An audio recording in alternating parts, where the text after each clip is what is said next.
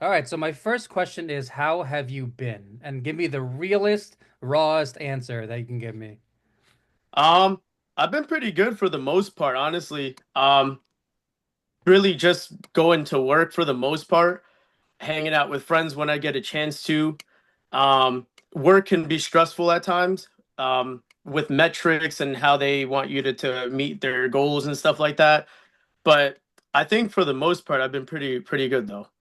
Yeah, I mean, you know what, when I see you on Instagram, you seem pretty happy. You seem like you have a great relationship, like you seem financially stable. So it seems like things are going pretty well for you. Yeah, I would say so. Yeah, definitely. Right now, everything's going good. Always room for improvement, of course, but thankfully, everything's pretty good for the most part. So what are your goals? Is your goals to stay in Geico, to move up? What are your goals? Um, I don't know. I mean, it's hard to answer only because I don't really see myself being there forever. I Hmm. have been there for a while now. I've been there for 6 years, heading into Wow. seven. So I've been there for a while now. But I don't see myself being there for the rest of my life. But I don't know. I don't really know where I'm going. I guess that's where what kind of sometimes worries me to a certain extent because I don't really know what I want to do or where I want to go. But at least for the time being, the job is good, it pays good, good benefits, so I can't complain too much, but I'm still trying to figure that out.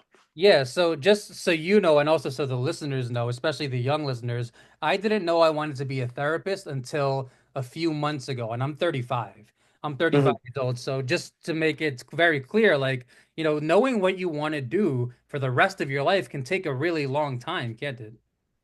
Absolutely. And I think it's never like, some people just figure it out right away. They graduate high school, they just know what they want to do and they jump into it, which is great. But some other people don't know. And, I feel like it just takes life experiences and just doing different things to kind of figure it out. So what do you enjoy? What's your passion? Um, I have a lot of things I enjoy doing. I mean, I enjoy like speaking to people. I like making people happy. I like making people laugh. So I definitely like to help people. I would definitely say that. Um, I love basketball. I mean, I'm not tall enough to ever be in the NBA, but at one point I thought about that when I was a kid. But I do enjoy like speaking to people though and just communicating. I went to college and I got a bachelor's degree in communications because I was like really into that. But the degree was is very broad, so it's good because you could go a lot of different ways, but it's also bad in that sense because it's hard to choose where you want to go with that. You ever thought about being a therapist? I never thought about it. No, I mean, I feel like sometimes I am a therapist at my job because these people Right. be calling in just venting to me, but I never really thought about it. No. Yeah, I mean, if you like speaking to people, maybe that's a good job. Or what about like when it comes to like public speaking? Like, are you comfortable with talking in front of like 100 people? I probably would get nervous, but I think now I probably could do it if I really get my mind into it. When I was younger, I was very like scared. Like I had to do public speaking in college and I was freaking out. I almost didn't do it just because I was so nervous. But now at this point, I think I probably could do it if I really like prepare myself mentally. Yeah, I mean, it's crazy, like you said, because a lot of people just know what they want to do straight out of high school, and there isn't there like I don't know if you've been feeling this way, but there's a part of me that's like, I really, really wished that I knew what I wanted when I was 17, 18. Is there a part of you that's kind of like that? 100%, 100%, because I feel like if I would have taken high school a little bit more serious, like heading into college, I would have had much more of a better plan, and I probably may have been doing what I really wanted to do now already versus trying to figure it out. But at the same time, I also don't feel like it's a race. I feel like a lot of people nowadays are like, because their friends are have figured it out that they feel like they're a Right. failure because they don't have it figured out. And I don't think that's the case because it's never a race. I mean, you're gonna have your moment and figuring it out. But to answer your question, yes, I definitely wish that I would have taken that a little bit more serious when I was younger. Yeah, I definitely wish I took school more seriously, man, because I graduated high school with like a C plus average, and I didn't even finish college, but now I'm finishing up, and there's Nice. definitely a large part of me that that wishes that I took school more seriously back then. And like it's this it's human nature to compare ourselves, especially like if we have friends who are super successful or super happy. It's human nature to like sort of feel behind, isn't it? Yeah, no, 100%. Especially nowadays with social media, you see people posting all their achievements, but that puts sometimes pressure on people to think that, man, like why aren't I there yet? But I feel like everyone should never compare yourself to others and just kind of do it at your own pace. Yeah, and another thing to establish is people post their successes, but they don't post their failures, Like I never posted all of my sneaker losses, I never posted, how much like time I wasted in real estate because real estate you deal with a lot of flakes. And Yeah. like I also made a promise to myself to never post any closings, so I haven't posted that either. But it's important to remember, especially for the younger people listening, that people love to post their successes, but they don't post all of the struggle and failures that they had. Isn't that true? 100% true, because no one's ever gonna post like the bad stuff on social media. They only post the good, which is understandable. I mean, obviously you wouldn't want people to see the bad, but it's true. I mean, that's the bad thing about social media is that, that puts people in that mindset where because they're not there doing what other people are doing in terms of success, that, they feel like they're not good enough. And, that's definitely not true. Well, at least you have your bachelor's, correct? I do, yes. I got it in communications. Yep. So that's great. I mean, at least you have that. So now you can always, if you decide to, get a master's. But that is something to definitely be proud of because I didn't finish, and I'm gonna by December I should be finished with my bachelor's. But that Nice. that that is definitely something I think definitely something to be proud of for sure. Thank you. I appreciate it. Yeah, honestly, like at the time, I was kind of like, whatever, I'm just gonna do it just to get it, make my parents happy. But looking back at it now, it's definitely like, all right, like maybe, it's gonna help me out in the long run in some way. So definitely, it's a good accomplishment to do.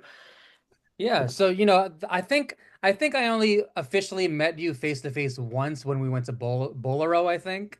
Yeah, yeah, that's right. Yep. We So did meet that one time. tell me like how has your life changed since then? I think that was like 3 or 4 years ago. How has your life changed since then?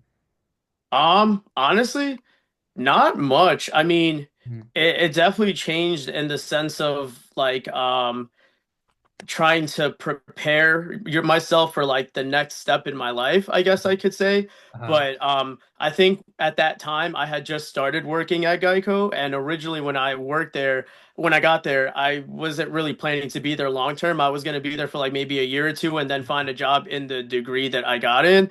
But I kind of just got, I wouldn't say stuck, but they give good raises, the benefits were good, and it was enjoyable, and I would still say it is to a certain extent. So I think it's changed more in the sense of now I'm like, okay, where am I going from here? Like what's the next step? I feel like at that time I wasn't thinking that because I was just getting the job a few years ago at the time, but now it's kind of like, okay, like where am I going from here? Yeah, and honestly, like it is a breath of fresh air to hear someone else who like is like, feeling the same way as me, because a lot of people, and this is people don't talk about this enough, but a lot of people around our age or maybe even older, are feeling like, like I wish I knew or I wish I had done that. And like one thing about me is I've been dealing with a lot of regret lately, a lot of like, man, like I wish I tried harder in school. I wish that I didn't spend so much money on this or food or clothes or whatever. And have you been feeling any of that, like regret? Sometimes I do. Yeah, sometimes I do, especially because when I was younger, specifically like my college years, like we said earlier, I never really thought about what I'm gonna do in life. I was always like going out with friends, partying and just having fun and Yeah. just doing what a 20-year-old would do. But I think I was so focused on that and not it didn't really hit me. Like I feel like life didn't hit me at that time. I feel like some people they graduate high school and it hits you. For me it didn't. I was kind of just like, whatever, like I'm just having fun. But then, you get to a point where you're just like, okay, like you can't do this forever. Like what are we really doing in life? Yeah, but I'm also wondering, like, how did partying hurt you? Because you still graduated, it sounds like you graduated on time. Yeah, I did. Yep. Yeah, so I'm wondering, like, how did the partying even hurt you? I feel like it did in the sense of like I wouldn't say hurt, but maybe slow down, I feel like, because I feel like all that time that I spent going out and just wasting money on dumb things that I probably didn't need or need to do, I could have invested that money into something that I really did need. Like maybe I could have gotten a place of my own, or maybe I could have gotten a better car, or just use that money in something just wiser than just going out and getting drinks and, things of that nature. Well, there's also a part of me that's saying that we need to get that out of our system. Because let's just say that you hadn't went to the parties and you had invested in Robinhood, you had bought a new car or saved the money, then it's like then there's then that craving is still in you. Like I feel like we have to get it out of our system. You see what I'm saying? I agree with that. Yeah, 100%. Because I also wouldn't want to be one of those people that just don't have a life and just focus on this, that, and the third. So I don't regret it by any means. But definitely, I do feel like I could have used a little bit more of that time, a little bit wiser. But you're right though. I definitely, looking at it the other way, if I didn't do any of those things, I would have been curious now and been like, man, what would my life have been if I did explore that or whatever. So it kind of goes both ways, really. And that, sometimes that happens. Like sometimes people spend their entire like younger years studying and just studying and working that in their 30s, like there are some people in their 30s who go, like I've never partied and now I need to get that out of my system. So I feel like it's like one of those things that we kind of like at some point in our life get out of our system, I feel like. Yeah, 100%. And you don't even really realize it either. You're kind of just in the moment. Mm. But yeah, no, 100%. How's your girl, man? She's good. She's good. Yeah, she actually just got a new job. She was working at a school as like a aide, I think Oh, the wait. the term is like a Paralegal? yes, something Para. like that. Yeah, I know, I know. Paraprofessional? They just call it para. I know. Yeah. Yeah, it's something like that. So she like helps kids and stuff like that. But she just got a new job. She's gonna be like a receptionist at like an office, and Nice. she's never really had a job like that. So it's exciting time for her. And I wanted to talk about this because you two seem like the happiest couple. So are you comfortable talking about this? Yeah, yeah, of course. So I'm just wondering because a lot of people our age are just like single and lonely or in a really unhealthy relationship. And I wanted Hmm. to ask like what your thoughts on that because you haven't been in the dating market in a long time. And if like I don't know if you know this, but it's a mess. Like the dating market is an absolute mess. So like Hmm. help us understand how to get there. Like what are the keys to a healthy relationship?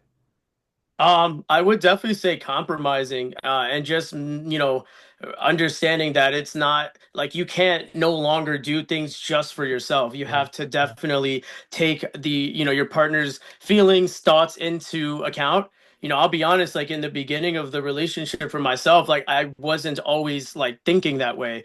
At first, I think I was just so like I wouldn't say selfish, but more so I was not really aware of things to a certain extent. So sometimes like I wanted to do things my way. I wanted to do certain things that maybe she didn't want to. And I think that's what a lot of people have problems with, is just understanding that, when you are in a relationship and you want things to work, you have to have that compromise. You have to take your partner's feelings and thoughts into account. It's not always just about yourself. And then vice versa too, of course. It goes both ways. Yeah, I was just listening to a podcast about this, about how we live in a very, very individualistic society that's me, me, me, I come first, I come first, I come first. And it's really interesting how a lot of grown adults cannot see the connection between that mentality and being single. Like, you can't think like that when you're in a relation. You can't think me, me, me. You have to compromise, like you said. It's a great cho word choice, I think. Yeah, yeah, definitely. Because and you're right. A lot of people don't. They think that way. They think it's just about you, what makes you happy. But when you're in a relationship, you can't really think that way. I mean, yes, in certain instances, of course, you have to put yourself first. Yeah. That's different. But Yeah. as an overall whole, I feel like that's why a lot of relationships end up not working out because, I'll be honest, me and my girlfriend are two different people. Like she's very more reserved and quiet. I'm very outgoing. I like meeting people. I'm not shy. Mhm. So we have two different personalities, but the beauty of it is that we both learn from each other. I can see things from her shoes and she sees things from mine, but it wasn't always like that. So I feel like that's why it's important for you to really always, understand that it's not always about you. It's about both people and how you're going to grow from that. What I would imagine is that you had to teach each other, um, basically, like you had to help each other understand each other. Or, like, for example, like, it sounds like you're more extroverted and she's more introverted. Yeah, 100%. Yeah. And I feel like extroverts and introverts often have a very difficult time understanding each other. Like, so help me understand, like, how did you explain, how did you get through that?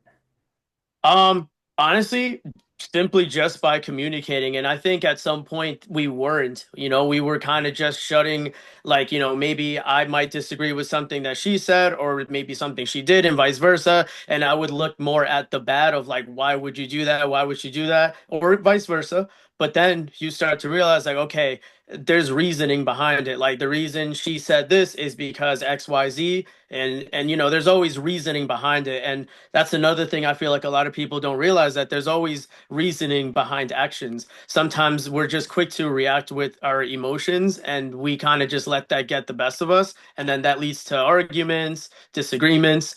But definitely, I would just say simply just by communicating and talking things out, I feel like that's what really helped.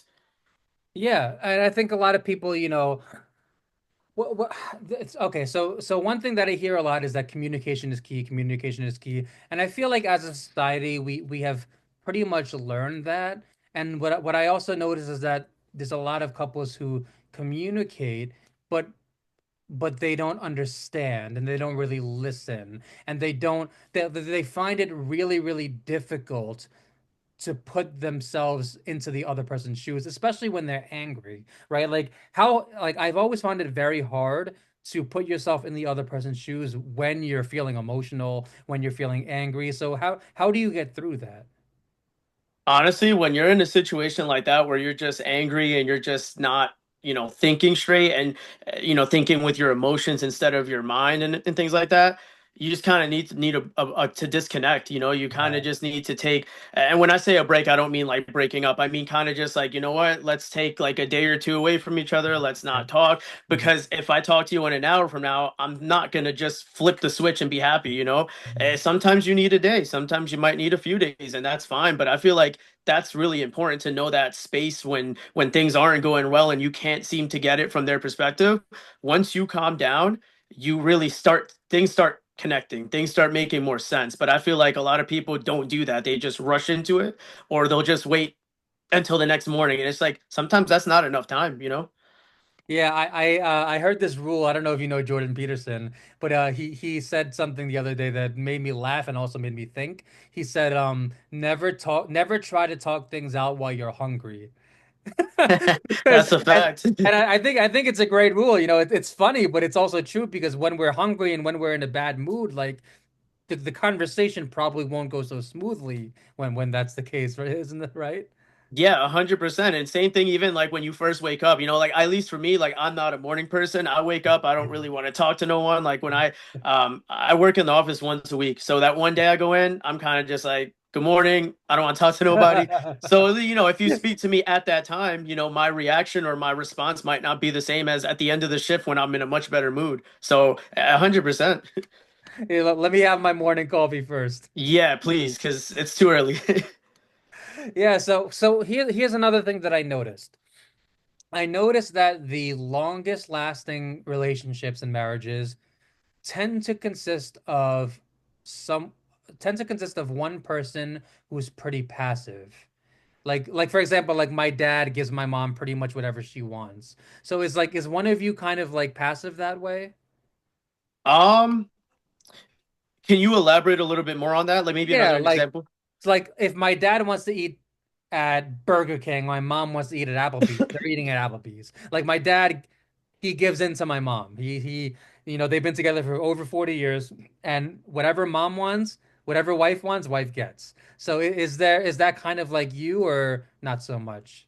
At times I could be that way. Mhm. Yeah, there's times where like for example, if I want to eat something and she doesn't want to, but I really want it, we're going, like we're just gonna do it. But there are times where she might want to do something that maybe I'm not really open to doing, but I'll do it just to, make her happy. And at the end of the day, when I do end up doing it, I realize, oh, it wasn't that bad after all. So, but if I would have been so like, closed-minded to the idea, I would never know that I would have enjoyed doing what we did or whatever the case was.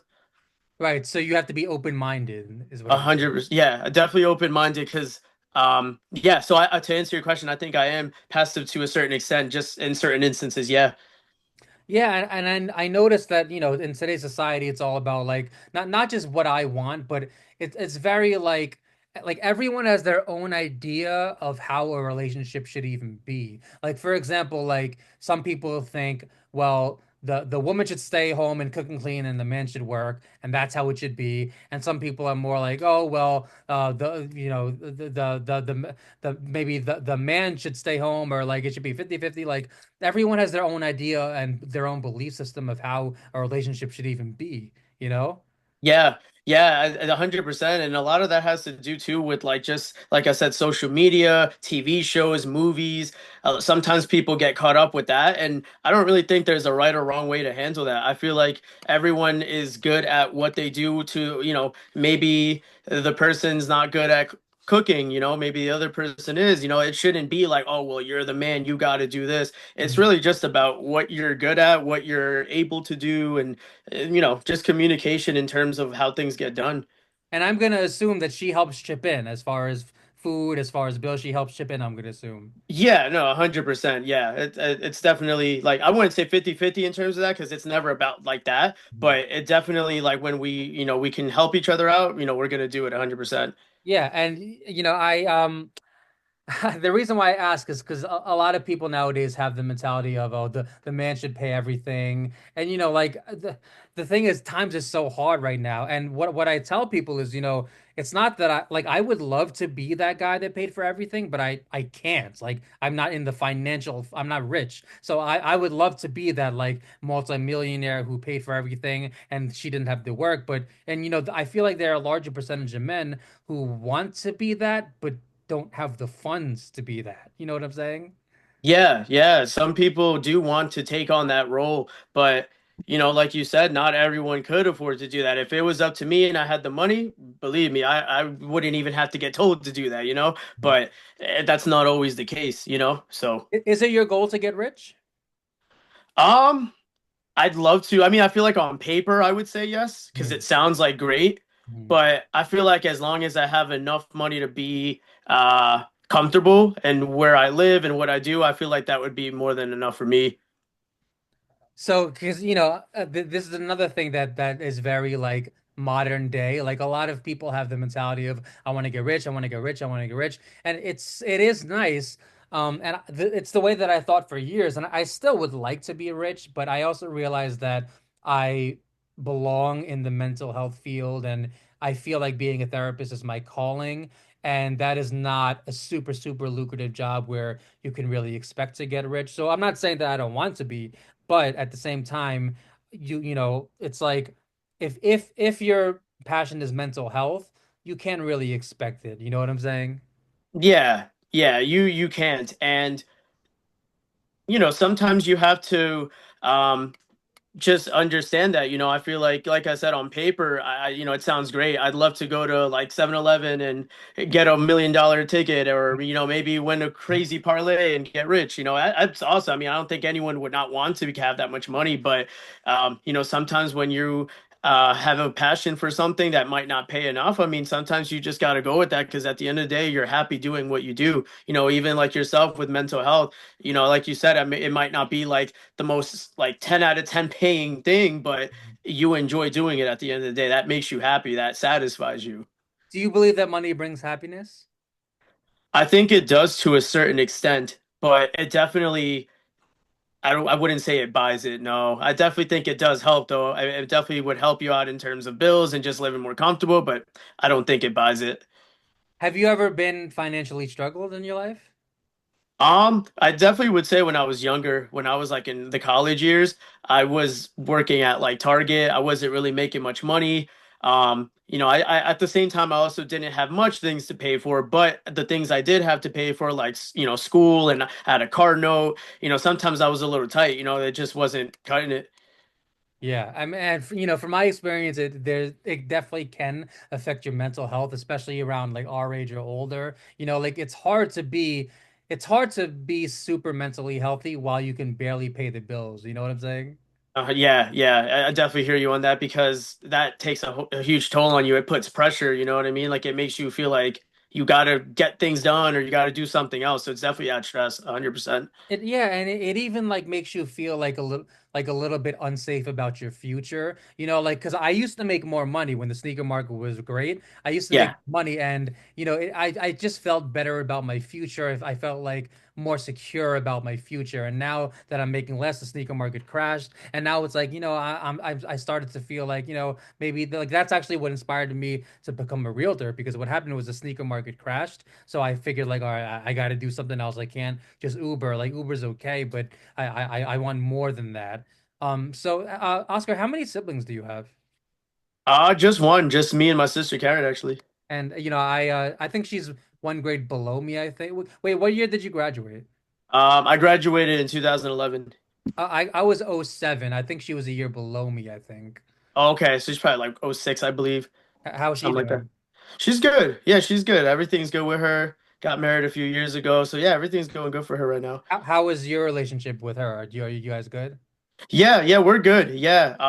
When we obviously used to live together, we used to talk a lot more and stuff like that. But she still comes by and we talk all the time. So yeah, 100%, everything's good. Where are you right now? I don't even know where you are. I'm in Bayshore. I live in Bayshore. Oh, you're in Bishop. Okay, I Uber there all the time. Oh, okay. That's where I grew up. I grew up in Brightwaters, but I went to Bayshore High School and so like I'm on Main Street a lot and all that. Um Nice. Yeah. on this podcast we often talk about like growing up and like childhood, and I don't know how comfortable you are with that or not comfortable. How do you feel about talking about that? Yeah, yeah, I'm over to talk about that. Yeah. Because you don't have to if you don't want to. Yeah, no, I will be honest though. I feel like I never really had a bad experience, but Hmm. I'm definitely open to talking about my childhood 100%. Yeah, and it's funny. It's funny you say that because for a long time I had this mentality of I had a great childhood, I had a good childhood, like it was perfect, it was great. And like within like the past like 2 or 3 years, I started to realize like it wasn't so perfect. Like, yeah, sometimes, I did deal with over aggression and sometimes I dealt with bullying. And I feel like there's a lot of there's this theory that everyone is at least a little bit traumatized from childhood. And I think that like we have to remember that abuse is not just physical, but it can also be emotional or verbal. Hmm. So when you say things, when you said, that then you never really went through anything bad, I start to wonder like, is that like, what about like verbally or emotionally? Was there anything? Honestly, no. I mean, like, I could probably say I got bullied maybe like in instances, maybe like a couple times, but it was never like I was Serious. consistently bullied my whole life growing up. But I could probably name a few instances where I was though. Well, so it also sounds like you had great parents. Yeah, yeah, I do. Thankfully, they were always very supportive, still are to this day. Anytime anything was wrong, I could always go to them. So definitely had a good supporting cast. Sounds like they're still together. They are, yes. They've been together for, I don't know the exact number, I should know, but I know for a fact it's over like 35 years, yeah. Yeah, man, and like my parents are also still together, and to me, like that's like one of the biggest flexes. Like, especially when I meet a new woman, like they pay attention to that. Like, your parents are still together. Like, wow, like you came from a great home. Like that's amazing. And I just feel like that's one of those things that people take for granted, and we have to be really, really grateful that we had great parents. You know what I mean? Yeah, I'm thankful for that to this day. Like literally I would be nothing without my parents. And unfortunately not everyone has that opportunity. Some people don't have their mom, their dad, or even both. So I feel like things like that is just come such a long way, especially as you get older and grow up to be the person you are. And what do you think they did right? Because it sounds like they were great parents. So what did they do right? Definitely just always being there for you. Like anytime I was in school upset about grades, like I feel like a lot of times when I was stressed out as a kid, it was always about that. I mean, I was never like a bad student, but I wasn't the best at math, for example. They might not know the answer to what I needed help with, but they would always support me and make me feel like, hey, like don't kill yourself over it. You're gonna figure it out. If anyone was bullying me or saying something mean, they would always tell me, hey, like I'm here for you. Like we'll go talk to the principal. I just feel like they were always very supportive and just always there whenever I needed them to be. Yeah, so it sounds like they were very encouraging, like they always had your back. And what about when it came to like discipline? Like did they discipline you? Yeah, 100%. That's for sure. And I think that also helped me out big time. And at that time when I was younger, I hated it. My parents were very strict when it came to like going out. Like, for example, a lot of my friends would have sleepovers and, things of that nature. And my parents were just never okay with it when I was younger. And I would always be upset at the time because I'm like, man, like all my friends do it. Why can't I do it? They wouldn't let me do things like that. Or if I was, doing bad in school, they would, take things away from me. Maybe I can't play video games or I can't hang out with my friends. So they would definitely keep me in check in terms of like, staying in the right path. Yeah, so let's talk about this because I was kind of the same with me. Like I remember, do you remember how in middle school being bad is like cool? Like being bad, like all the popular kids were bad and being bad is cool. You know what I'm talking Yeah. about? So I remember in middle school, I used to have this fantasy that my parents didn't give a fuck, this fantasy that my parents didn't care what I did, so I can smoke and I can drink and I can curse at the teachers. And I used to have this fantasy that my parents just didn't care what I did. And now, in retrospect, looking back, it's like, thank God, because who knows, I would be probably in jail or dead if they were like that. You know what I mean? Yeah, especially like I've seen some like people that I grew up with in school who didn't end up in the right path, which at some point we were in the same mindset. We were both like young, innocent kids and we were friends. And then you grow up and you see they're in jail or they start doing drugs and they start abusing certain substances. And I feel like a lot of times parenting has a lot to do with that. I feel like if my parents weren't all up on me when I was younger or checking who I was friends with, I could have ended up being somebody completely different, and that could have affected everything going forward. Yeah, I mean, it reminds me a lot of my parents. They sound very responsible, very loving, and is there anything, and this is kind of a challenging question, but is there anything that you look back on and kind of go like, I wish they were more like this, or I wish they did that? Like, is there anything that you wish that they were? Um, Honestly, I think mostly like what I mentioned before in terms of like just being a little bit more freedom when I was a kid, just going out. A lot of times my friends would go out to certain places that I wasn't allowed to go to, sleepovers.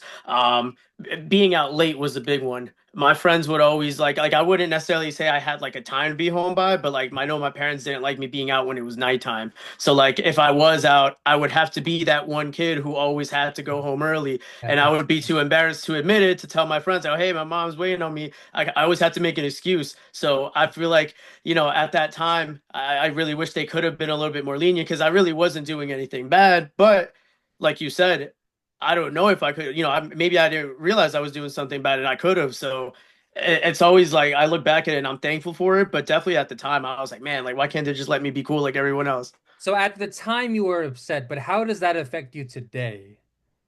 It affects me in a really positive way just because it really makes me appreciate my parents, like I really could have been doing a lot of bad stuff or, I could have started doing like I started drinking when I was like older. I never was like a 14-year-old doing it, but hey, you never know. Maybe I could have been that 13-year-old kid who Yeah, started doing that if my parents weren't on top of me. yeah. I had friends that were into that kind of stuff and I feel like them keeping me in check just made me so much more of like a more like just overall good kid, I guess you could say, when growing up.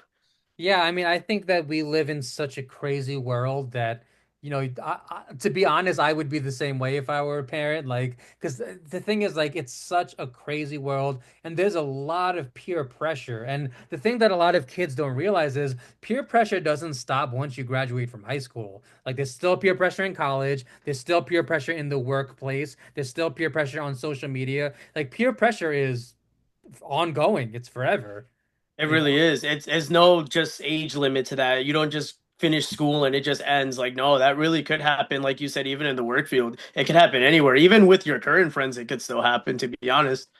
Yeah, like I'll give you an example. Like I'm 35 years old. I don't really drink or at all. And like every now and then I'll have a person like, "Why aren't you drinking? Like what's wrong with you?" Like can like so many people like they can't understand why a 35-year-old doesn't want to drink. And like they yeah, it's crazy like people are still like that in their 30s. That's so crazy to me. Yeah, it really is. I feel like I never understood that, like why people judge or might not understand that, because like some people just don't want to do it. Some people for health reasons, other people religious, or just it's not their thing, and that's perfectly fine. But it sucks how a lot of people don't understand that and they just feel like just because everyone else does it, you got to do it too, especially in like a social setting going out and things like that. Do you still have the same friend group that I met at Bolero, same friend group? I do, yes. And how are they? They're good. Yeah. Like I remember that day I went with my girlfriend, so she was there. I went with my friend Cole, who I still talk to like every other week. And then my friend Valone also went, who's my best friend, literally my best friend since seventh grade. So I know we were all there. And we went for Anna, who's also a good friend of mine. Still talk to her to this day. So thankfully everything's still good with in terms of like the friend group. Yeah, so let's talk about this because, I don't know if you know this, but a lot of people, especially young men, are very, very struggling to not just make friends, but to keep friends. Like a lot of people, and there's a male loneliness epidemic if you didn't know this, and a lot of people, like a lot of young men in their 20s, especially feel like, they can make friends, but they can't keep them, and they're feeling lonely, and you know how how is it possible? Because I can relate because I've had the same friends since middle school as well. So, what are the keys to maintaining a healthy friendship for so long? Definitely, I would say like just being very open and transparent with each other. I feel like sometimes people, I mean, not sometimes, a lot of times people are just fake. Sometimes people just want to be your friend to use you for where it benefits them. And then you think in your head, oh, we're friends, but they're not really your friends. So I feel like when you are very open and transparent with someone who you've been cool with for so long, and they're the same way with you, and you're not afraid to just open up and just be yourself. I feel like that is really the biggest thing because sometimes people aren't themselves around certain people, Yep. and that's what I feel like that just how could you make friends or keep friends when you're not even being who you even are? Yep, and it kind of brings me to my next point, which is, I think that it's important to make sure that we are qualified to be friends with the people that we want to be friends with. Like, so for example, like you can't be lazy and expect to have friends who are hardworking, or you can't be selfish and expect to have friends who are selfless, or you can't be, a scammer or like someone who's really funny when it comes to money and expect friends who are not funny when it comes to money. Like I think a lot of people like don't do the introspection and they have to realize like, do I qualify and am I the way that I want the type of people that I want to attract? Am I attractive to them? You know what I mean? Yeah, yeah, yeah. That's a good way to put it because honestly, you are what you attract at the end of the day. And sometimes, like you said, you can't just be someone who's like weird when it comes to paying or just not being a hard worker. People realize that, and then that makes you not want to be around that person. Like I've had people who I considered really close friends in my life, but maybe that person is doing things they shouldn't be doing. I can't support that. So I feel like a lot of people need to really take that into account and kind of look at yourself in the mirror and realize that.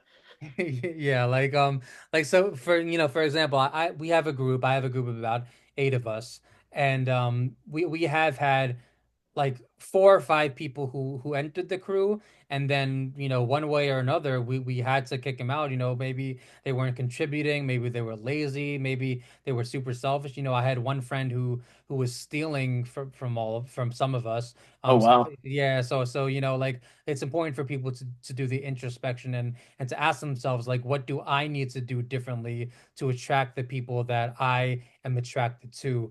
So yeah, Oscar, I mean, I kind of ran out of questions, man. Is there anything else you want to say or ask? I guess I could ask you the same question in terms of like just how you are. I know you told me that you're working on the whole therapist thing and you're doing the real estate thing. Like how are you in terms of all that? I know it's a big change, it's a big transition. Yeah, it's a big change. So actually start class next week, June 2nd. So I got to Nice. finish my bachelor's, and then after my bachelor's, I got to get my master's. So lately I've been having this very, very like, I can't wait to be a therapist. I can't wait to be a therapist. I can't wait to be a therapist. There's this very like, I can't wait until mentality. And I don't think that that's a very healthy mentality. I think that in life we have to enjoy the ride and enjoy every day for what it is. And, I'm still getting money. I'm still Ubering. I'm still, a real estate agent, which is tough. But to be honest with you, I've been struggling with just kind of like appreciating the day and like not having that, like, I can't wait until like that rushy mentality. You know what I mean? Yeah, no, that's a good way to put it too, because yeah, I mean, you just really have to take it one day at a time. I'm the type of person that like obviously you want to have a goal, you want to have a plan, but I can't look too far ahead. I can't look what am I going to do in 5 years, 10 years from now, because sometimes that makes you overwhelming. Yeah. It makes you overwhelmed. So I think that's a good way to look at it. It's just kind of taking it day by day and then just enjoying the ride. You'll appreciate it once you actually make it. One thing that I also do is I remind myself that when I am a therapist, it's not going to be rainbows and butterflies. Like I'm going to have, problems with insurance companies. I'm going to have clients that maybe, hurt themselves. I'm going to have problems. So it's like I think it's important to remind ourselves that once we get whatever it is that we want, there will be problems. Like if you're a millionaire, IRS problems, family asking for money, or like if you let's just say that you have that mentality of I can't wait until I have a partner. Like now, maybe you're gonna get into arguments, you're gonna have fights, you're gonna maybe have less alone time, you're gonna have to spend more money. So I think that it's really important to remember that, even our dreams come with a price. You know what I'm saying? It really does. It really does. And I think that's the beauty of it though, just because like especially in your position, like you probably are going to have that one person that's crazy, not crazy, but like, maybe they had a crazy story to tell you and it might even touch you. It might even, what I'm saying, make you appreciate, them being vulnerable enough to open up. So I feel like that's the beauty of all that is just, just going little by little and just experiencing things. I feel like that makes you who you are. Yeah, yeah, it's important to just enjoy the ride, and I think that a lot of us have this like I can't wait until mentality, and I think that it's important to just slow down and just try to appreciate the little things. I know that it's hard. I know it's very hard to appreciate every little thing, but I think that that's important. So yeah, it was great talking to you, man. I ran out of questions. Yeah, no, I thank you for having me. It's awesome. I've never actually been on like any podcast like that. So first time, it's actually pretty cool. It's a nice way to have a conversation. So thanks for having me, man. We'll definitely have a part two in like a year or so. Is that okay? Yeah, yeah, sounds good. We'll see what changes between now and then. All right, boss. Keep in touch. Thank you, You man. too, bro. Thank you. Have a good one. Thanks. You